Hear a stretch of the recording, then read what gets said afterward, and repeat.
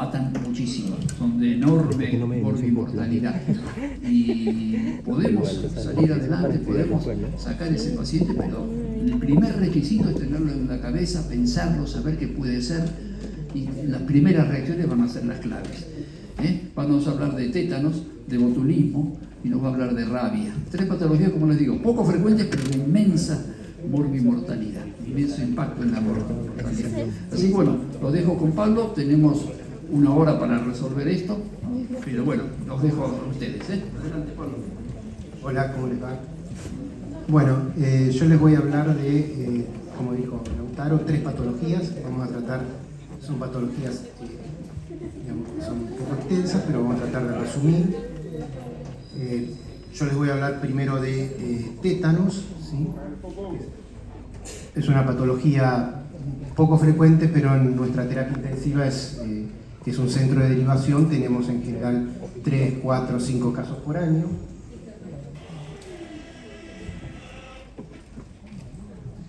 sé si nos pasa.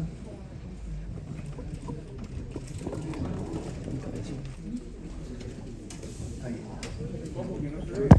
Ahí. Bueno, el tétanos es una enfermedad del sistema nervioso que es mediada por una exotoxina que se llama tétanospasmina. Y en esta diapositiva está resumido prácticamente toda la clase, ¿sí? Se caracteriza por contracción tónica persistente con exacerbaciones en forma de espasmos o paroxismos musculares. La contractura habitualmente comienza en los músculos de la mandíbula, por eso se produce el trismus, y afecta más los músculos proximales que los distales, y eso es una característica clínica importante. En general el paciente tiene contracturas de los músculos proximales y los distales no.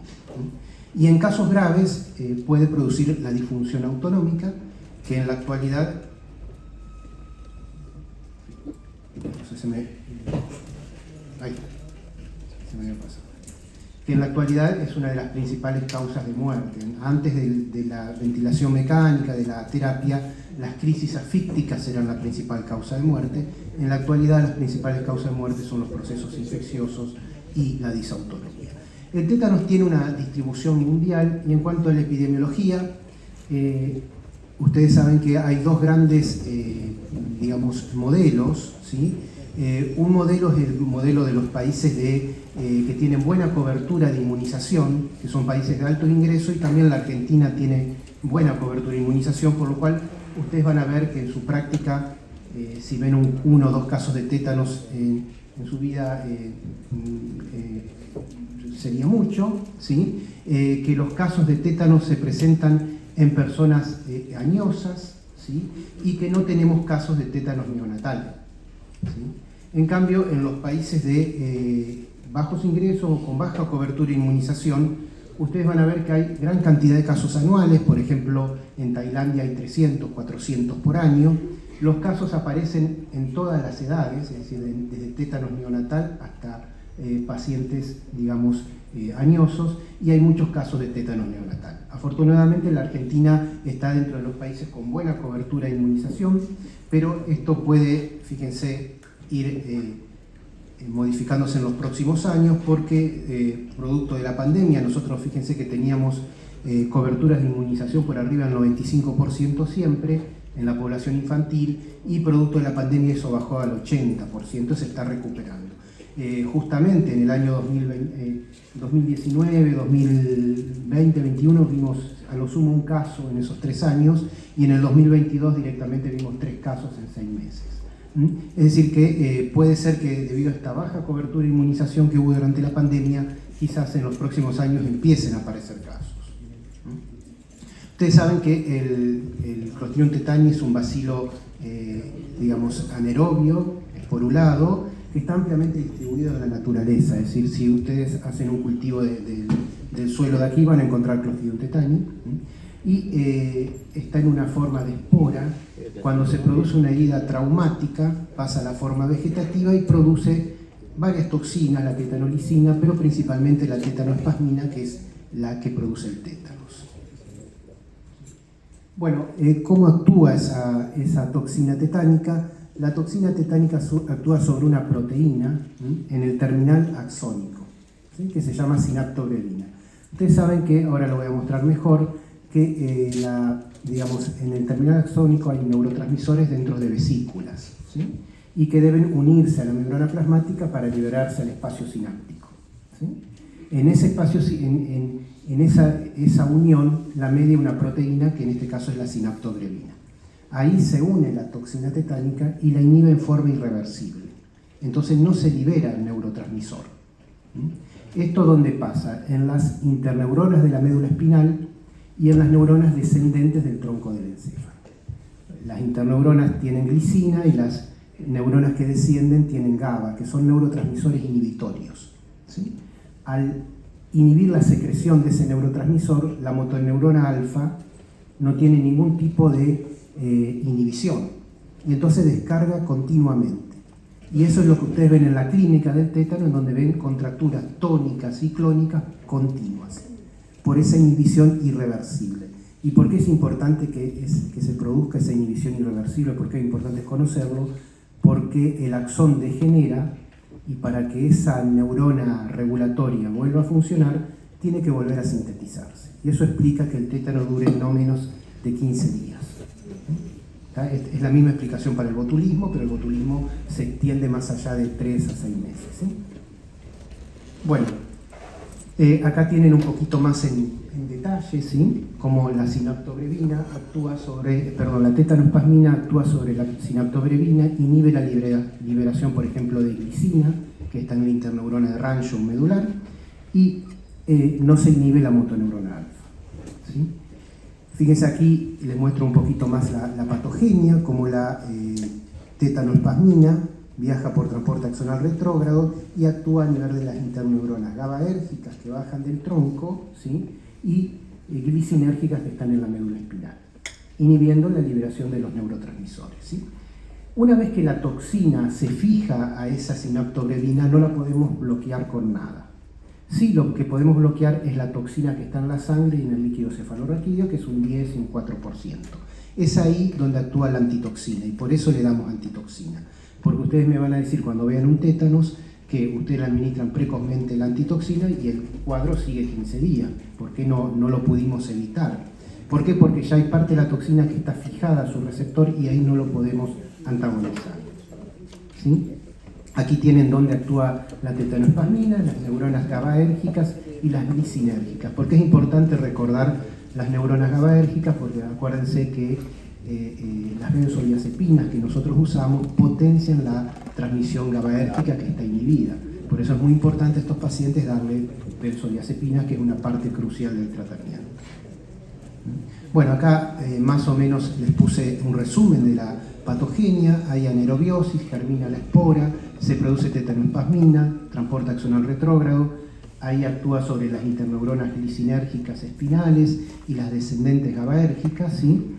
Falta de inhibición de las motoneuronas alfa y se produce el espasmo tónico y clónico que explica el tétanos, lo que ustedes ven en la clínica. Pero además, en los casos graves y en general hacia el fin de la primera semana, aparecen disfunciones autonómicas, porque esa tetanospasmina actúa sobre el haste intermedio lateral y sobre la médula adrenal y produce crisis disautonómicas, verdaderas crisis catecolaminérgicas en general, que son muy graves, muy difíciles de manejar, y cuando uno las ve, digamos, no se olvida más porque tiene que estar continuamente sobre el paciente porque hace episodios de taquicardia, bradicardia, hipertensión, hipotensión. Continuamente lo puede hacer 5 o 6 episodios en una hora. Pero se dan los casos más graves, ¿sí? El tétanos, nosotros vamos a hablar sobre todo del tétano generalizado, que es el más frecuente. Pero existe, ustedes tienen que saber que existen tétanos localizados, que pueden ser cefálicos, de un miembro, y que son, la importancia que tienen es que es muy difícil el diagnóstico. La mayoría de los pacientes con tétanos localizados, el primer diagnóstico, después van pasando por varias guardias o servicios de clínica, el principal diagnóstico es accidente cerebrovascular, hasta que uno digamos, tiene el antecedente de un trauma, y ahí bueno, uno empieza a pensar en el diagnóstico, ¿sí? Pero son muy poco frecuentes. Del tétanos neonatal no voy a hablar, pero recuerden que es una de las principales causas de morbimortalidad neonatal en los países de bajos ingresos, en donde hay tétanos neonatal. Cuando ustedes piensan en tétanos, tienen que pensar en dos conceptos, que es el periodo de incubación, ¿sí? Es decir, desde que se produce el trauma o la herida, si ustedes la conocen, hasta que aparece el primer signo clínico, que es el trismus. Hay una máxima en clínica, es que no hay tétanos sin trismus. Esto es verdad para el tétano generalizado. El tétanos localizado puede no tener trismus, ¿sí? Pero bueno, en el tétano generalizado, el primer signo clínico en general es el trismus, y el periodo de generalización es el periodo que va desde el trismus hasta la primera contractura generalizada, ya sea tónica o clónica. ¿Por qué es importante esto conocerlo? Porque marca gravedad, marca pronóstico y marca conducta terapéutica. Cuanto menor es el periodo de incubación y menor es el periodo de generalización, más grave es el cuadro, mayor mortalidad hay, ¿sí? Y cuando los pacientes tienen periodos de incubación y de generalización muy cortos, está indicada, y ahora lo vamos a ver después, la traqueostomía electiva, porque si uno se retarda en esto, pueden aparecer crisis asfícticas que comprometan la vida del paciente. La puerta de entrada, la mayoría de los pacientes lo tienen. En la literatura se dice que entre un 7 a 20% no. En nuestra experiencia, más o menos un 5 a 7% de los pacientes no tienen puerta de entrada. A veces 20%, y si uno lo revisa el otro día encuentra la puerta de entrada, eso hay que buscarlo. Y afortunadamente las puertas de entrada, como el aborto, la adicción endovenosa, el posquirúrgico, son poco frecuentes, o las quemaduras actualmente son poco frecuentes porque, afortunadamente digo, porque tienen altísima mortalidad. Nosotros tuvimos hace un tiempito un brote por inyecciones intramusculares, en donde tuvimos toda la sala llena, 10 casos más o menos, y la mortalidad fue altísima. Bueno, en cuanto a la clínica, rápidamente, recuerden siempre buscar el trismus. El trismus es la contractura de los músculos maceteros, que es la primera manifestación clínica, que es espontánea, irreductible e indolora. ¿Sí? Uno piensa que el trismus es doloroso, es indoloro. Lo que duelen son los paroxismos. Si el paciente, cuando hace paroxismos, tiene dolor. Esto es importante para diferenciarlo del pseudotrismus, por ejemplo, de un absceso amigdalino, que eso es doloroso, ¿sí? Y es irreductible. ¿Qué significa esto? Que ustedes no le van a poder abrir la boca. Si le hacen 10-20 miligramos de diazepam y el paciente abre la boca completamente, no es tétanos, en general no la abren, y es espontáneo, ¿sí? Y el paciente además tiene otras manifestaciones como la raquialgia, el insomnio, ¿sí? El insomnio es bastante frecuente, el paciente no puede dormir por el trismus, por las contracturas, porque no maneja bien las secreciones, y en casos graves esto puede afectar la parte respiratoria, ¿no? Por eso recuerden que todo tétanos, incluso si es localizado, debe ir a terapia intensiva, porque la evolución es un poco impredecible. No sé si... Perfecto. Bueno, las contracturas, recuerden que son tónicas, ¿sí? Y sobre esas contracturas tónicas ustedes van a ver que muchas veces simula un abdomen agudo. Incluso hemos tenido un caso que se operó porque pensaban que era un abdomen agudo, contracturas del tórax, y sobre esas contracturas pueden aparecer espasmos o paroxismos tetánicos, ¿sí? Que pueden aparecer espontáneos o por estímulos, la luz, los ruidos. Ustedes van a ver, si van a terapia intensiva y hay un paciente con tétanos, van a ver que en general la luz está apagada, las alarmas están al mínimo, porque cualquier estímulo puede desencadenar paroxismos. Y los paroxismos son peligrosos porque pueden producir contracturas vertebrales, fracturas vertebrales, rhabdomiólisis, etc. Y una cosa importante del tétanos es que en general no tiene fiebre, y el paciente está lúcido.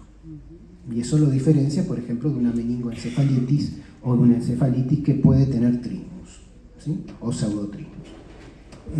Hacia el final de la primera semana, como les dije, en los casos más graves, empieza a aparecer la disfunción autonómica, que es como yo les dije, es decir, los pacientes hacen en el curso de 1 hora episodios de hipertensión, hipotensión, bradicardia, taquicardia continuamente.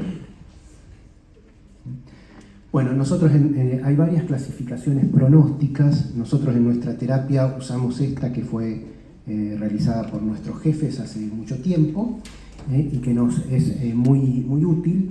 que clasifica el tétano, fíjense, de acuerdo al tiempo de incubación, al tiempo de generalización, a los paroxismos, a las características de los paroxismos y a la disautonomía. Y de acuerdo a eso lo clasificamos en subagudo, agudo y sobreagudo. ¿Por qué es importante esto? Primero, que los tétanos agudo y sobreagudo son los que tienen mayor mortalidad, peor pronóstico, y esto es importante para cuando uno habla con los familiares. Y segundo, que todo tétano que es clasificado como agudo o sobreagudo se debe realizar una traqueostomía electiva, porque el riesgo de crisis afíctica o de laringoespasmo está siempre latente. Incluso cuando ustedes nos piden a nosotros una derivación por un tétanos, y si nos cuentan el caso y nosotros consideramos que es un tétanos agudo o sobreagudo, les pedimos que le hagan la traqueostomía antes de subirlo a la ambulancia, le pongan una vía segura, una vía central, porque nos han pasado pacientes que no lo han hecho, hacen laringoespasmo durante el traslado en la ambulancia, es casi imposible intubarlos y pueden fallecer de una crisis afíctica. Por eso siempre les pedimos que deriven a los pacientes en condiciones de seguridad. Bueno, acá tiene una paciente con trismus, la fascia sardónica, es decir, que es una fascia en donde la mitad de la cara inferior parece reír por la contracción de los músculos de la boca y los orbiculares de los párpados parece estar preocupada, es decir, que una cara con una fascia mixta. Esto en la actualidad es poco frecuente ver porque generalmente al paciente se lo diagnostica y empieza el tratamiento antes. Y lo que sí ustedes tienen que ver que lo que duele es la contractura, el paroxismo, como este paciente que estaba con un paroxismo, eso es lo que duele y hay que tratar de evitar que el paciente tenga. Bueno, en cuanto a la puerta de entrada, nosotros tenemos por sistemática toda puerta de entrada, aunque parezca pequeña, la exploramos, porque uno puede encontrarse, por ejemplo, ese paciente que vieron que tenía unas úlceras, parecían crónicas, lo exploramos y tenía un objeto vegetal, una astilla, y si uno no debrida eso, probablemente sigue siendo una fuente de toxinas. Bueno, esta es una paciente del cebrote que les dije, que se ponían inyecciones de cartílago de tiburón, un médico ponía para tratar la artrosis, hubo un brote importante. Esta paciente tenía un nódulo en la región glútea, fíjense que no tiene eritema, no tiene nada, igual se hizo una nodulectomía y se lo cultivó, y fíjense que las colonias están en el medio líquido, ¿lo ven? Y bien abajo, bien en el fondo, ¿sí? Porque son anaerobios. Se debe cultivar las heridas para buscar Clostridium tetani, no, porque el Clostridium puede estar y no producir toxina. ¿Sí? Recuerden que está en todas las heridas, si ustedes buscan puede ser que tengan Clostridium. En este caso se cultivó con fines médico-legales, ¿sí? Y las heridas tienen, en nuestra experiencia, un 30% de positividad, así que no es necesario cultivarlo.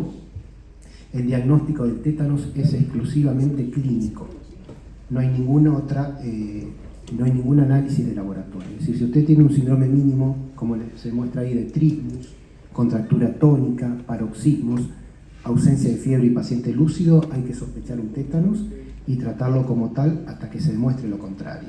A veces uno nunca puede demostrar lo contrario, nosotros hemos tenido de todo, pacientes que lo hemos tratado como tétanos retrospectivamente no eran tétanos, a veces es muy difícil hacer el diagnóstico, y pacientes que nos vienen en consulta, lo vemos en ese momento, consideramos que no es tétano y después lo tenemos que ir a buscar. Nos pasó porque era un tétanos. Entonces siempre es difícil, ante la duda es mejor al paciente internarlo y observarlo, ¿sí? Porque existen varios diagnósticos diferenciales. Uno de los más frecuentes que nos consultan son los abscesos amigdalinos. Recuerden que esos pacientes cursan con fiebre, con dolor, el trismus es doloroso y con paciencia ustedes pueden abrirle la boca, ¿sí? La intoxicación con bloqueantes como las reacciones distónicas por el haloperidol, eso nos consultan bastante. Las meningoencefalitis, recuerden que tienen deterioro del sensorio, la rabia puede producir trismus, ¿sí? Las crisis histéricas con los desórdenes de conversión, la intoxicación con estrimina, que es un bloqueante glicinérgico, también puede producir síntomas. En este caso es muy difícil diagnosticarlo, el diagnóstico diferencial con tétanos, y a veces el diagnóstico requiere examen toxicológico, ¿sí? El abdomen agudo, bueno, y otros síndromes como el síndrome de persona rígida, que es muy poco frecuente, donde hay anticuerpos antineurona GABAérgica, pero se diferencia del tétano, que es un cuadro subagudo, ¿sí? Bueno, ¿cuál es el tratamiento del tétanos? El tratamiento, recuerden, todo paciente con tétanos o sospecha de tétanos, no importa la gravedad, debe estar en una terapia intensiva. Ese es el primer paso del tratamiento. Hay un tratamiento específico y un tratamiento sintomático. El tratamiento específico es la vacuna antitetánica y la gamma globulina. ¿Por qué damos vacuna? Recuerden que el tétano es una de las pocas enfermedades que no dejan ningún tipo de inmunidad. Hay reportes en la literatura de un mismo paciente que ha presentado 4 episodios de tétanos. Es decir, siempre que ustedes ven un tétanos, deben vacunarlo.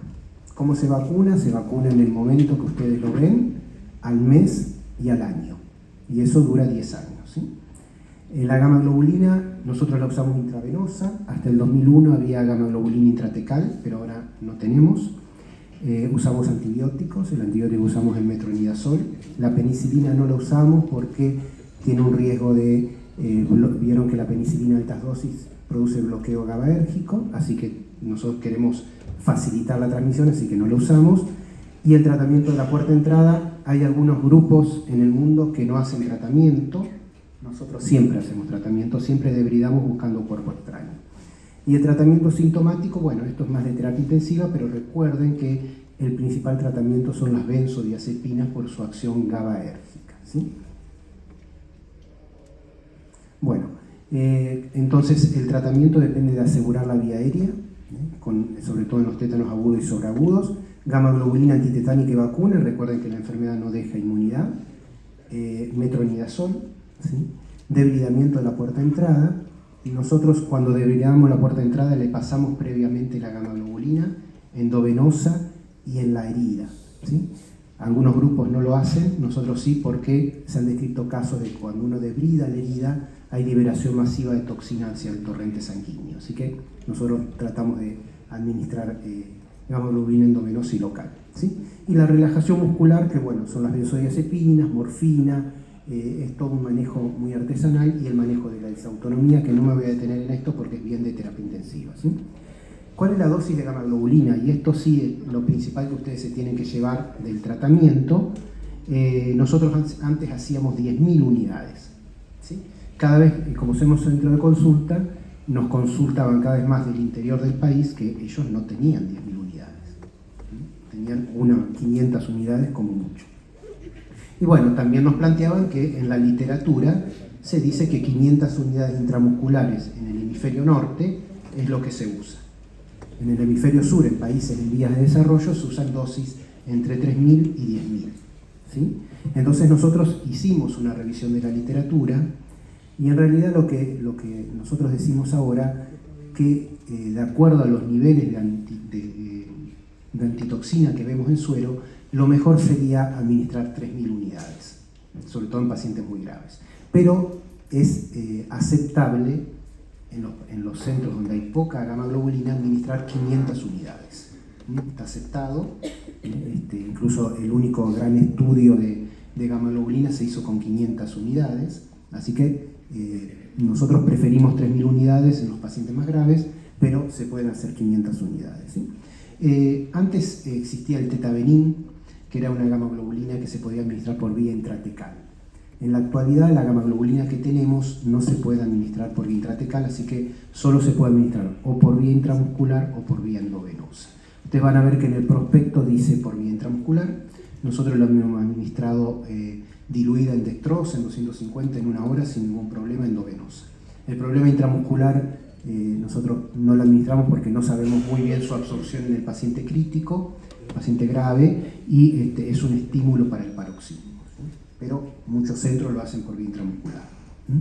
Fíjense, los estudios muestran que con 1.500 que se han producido casos de tétanos neonatal con niveles de 0,16. ¿Sí?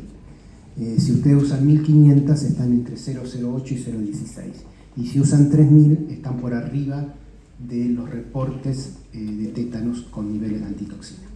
Por eso nosotros usamos 3.000. Ese es digamos, el fundamento, pero se pueden usar mínimo 500 unidades intramusculares, está aceptado. ¿Sí? Bueno, esto lo voy a pasar rápido porque son las benzodiazepinas. Cuando el paciente no responde a benzodiazepinas usamos bloqueantes neuromusculares y también usamos un cóctel líptico para mantener al paciente desconectado y que no haga paroxismo. Y últimamente también empezamos a usar el sulfato de magnesio, sobre todo, esto lo paso rápido porque es parte de terapia intensiva, pero parece ser muy útil en los fenómenos disautonómicos, ¿sí? El gran problema que hemos tenido acá tienen la escalera de disautonomía que nosotros usamos como tratamiento. Empezamos con cristaloides, después mayor sedación, sulfato de magnesio. El gran problema del sulfato de magnesio es que como lo usamos a dosis semejantes a la preeclampsia, muchas veces en 1 o 2 días ya tenemos niveles tóxicos y lo tenemos que suspender. Pero en el periodo agudo puede ayudarnos. Y recuerden, si tienen disautonomía, no usar beta bloqueantes solos porque aumentan el riesgo de muerte súbita, porque como las catecolaminas tienen acción alfa y beta, si ustedes bloquean solo beta, hay una gran actividad alfa y eso se ha demostrado que aumenta la muerte súbita. Si usan algún beta bloqueante, usar, por ejemplo, la betalol, que es, alfa y beta, ¿no?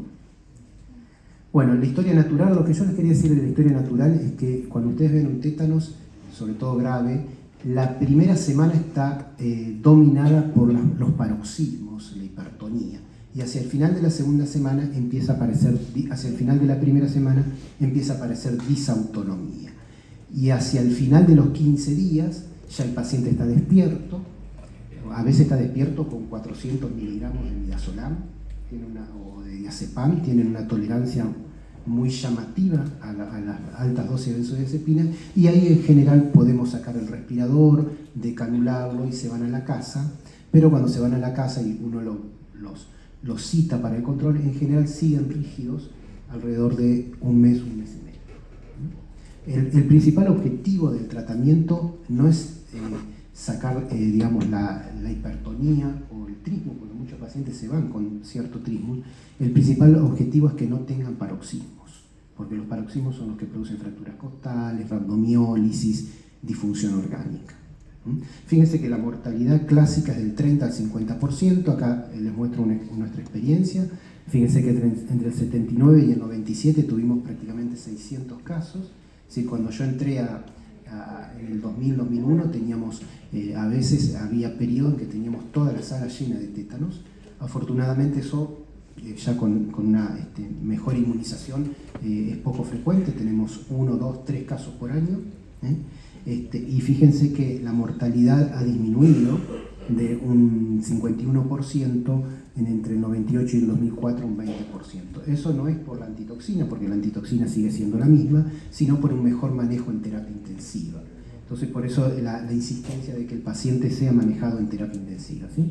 Es lo mismo en todos los países, ¿sí? En los de altos ingresos como Estados Unidos, los de bajos ingresos como Brasil y Argentina, estamos bajando la mortalidad, pero a expensas de un manejo más precoz y mejor en terapia intensiva. ¿Sí? Nosotros vimos incluso que teníamos una altísima mortalidad, y con el solo hecho de establecer un protocolo, que eso se va a publicar quizás, esperemos con suerte, ahora en la revista de medicina, que hicimos unas guías basadas en la evidencia de cómo tratar un tétanos. Con ese protocolo nosotros logramos disminuir la mortalidad un 20%, incluso menos en la actualidad. Por eso pensamos que el manejo del tétano debe ser protocolizado. Y bueno, la prevención, recuerden que es lo más importante del tétano. Cualquier herida es potencialmente tetanigénica. Digamos, el mensaje es, si ustedes tienen alguna duda, es mejor inmunizar que no inmunizar. Si el paciente no recuerda bien cuándo se vacunó, deben considerarlo como no vacunado. Y hacer las 3 dosis que yo les dije, el día 0, al mes y al año. Y luego refuerzos cada 10 años. Bueno, acá les muestro el esquema de vacunación de los niños. Recuerden, las embarazadas, siempre vacunarlas en cada embarazo. Esto lo voy a pasar rápido, ¿sí? Y acá tienen el manejo de heridas. Esto es nuevo. La recomendación anterior restringía mucho la gamma globulina, ¿sí? ¿Por qué se restringe la gamma globulina? Primero, porque es muy cara, y segundo, porque hay poca disponibilidad. Pero en la actualidad, por lo menos en las últimas recomendaciones, se tiende a administrar gamma globulina en los pacientes que tienen heridas de muy alto riesgo, ¿sí? Que tienen por ejemplo, mucha materia, cuerpos extraños, déficit de irrigación, las heridas muy puntiformes y profundas, ¿sí? esas heridas, por ejemplo, las heridas con una espina, esas son tienen mucho riesgo porque tienen mucha anaerobiosis. A pesar de ser limpias y ser pequeñas, nosotros hemos visto muchos tétanos por esta razón, ¿sí? Entonces, y también agregan aquí los pacientes inmunodeprimidos como grupo de riesgo para hacer tétanos y en el grupo en donde se debe considerar la administración de gamma globulina, ¿sí? Bueno, recuerden sobre todo que si uno tiene un tétanos clínico ha habido una falla en la inmunización. La inmensa mayoría de los tétanos que nosotros tenemos son mayores de 60 a 65 años, pero en los últimos años, en forma preocupante, hemos tenido casos de 16 años, un chico de 16 años que después le voy a mostrar, si tenemos tiempo, una foto, unos videos. Ese chico no recibió inmunización en su vida, si no hubiera tenido ese caso. Bueno, hasta ahí lo de tétanos, no sé si quieren hacer alguna pregunta. Sí, claro. Sí. Sí. Siempre sospechar, siempre. Sí.